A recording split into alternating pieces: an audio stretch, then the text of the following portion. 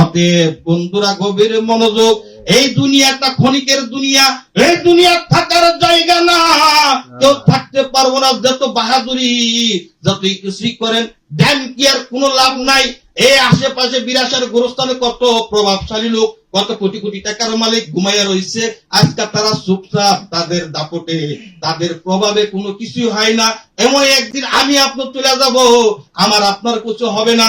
অতএব যে মহান মালিক, যে মহান রব আমাকে আপনাকে থাকার জন্য শেষ জমিটুকু দিছে 3.5 হাত জায়গা, ওই জায়গা যিনি আমাকে আপনাকে দয়া করে দিছে, ওই মহান মালিকের দরবারে শুকরিয়া আদায় করা যাইব তো?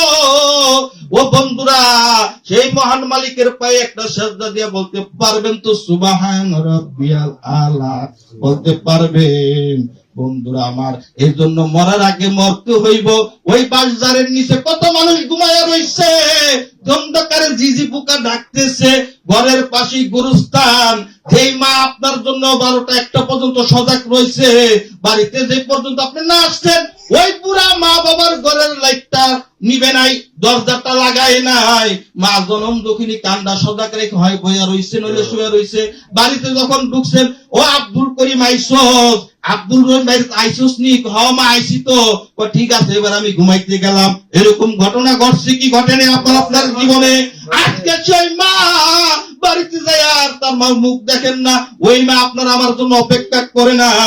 ওই মারে নিজ হাতে কি করছেন? বাড়ির পাশে গুরুস্থান, নিজ হাতে কবরের মাঝে নামায় ফিরাইছেন। বন্ধুরা, ছেলে থাকে বিদেশে, মা থাকে বাংলাদেশে।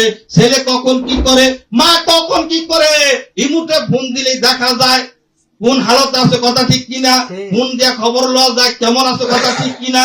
কিন্তু বাড়ির পাশে গুরুস্থান, ওই গুরুস্থানের মাঝে মা ঘুমাইয়া রয়েছে, বাবা ঘুমাইয়া রয়েছে। কে কোন হালতে আছে বলতে তো পারি না, ঘরের সাথে তো গুরুস্থান বলতে পারি না। আজকে সেই মা নাই, সেই বাবা নাই, কোনো না কোনো একদিন আমি আপনি থাকবো না।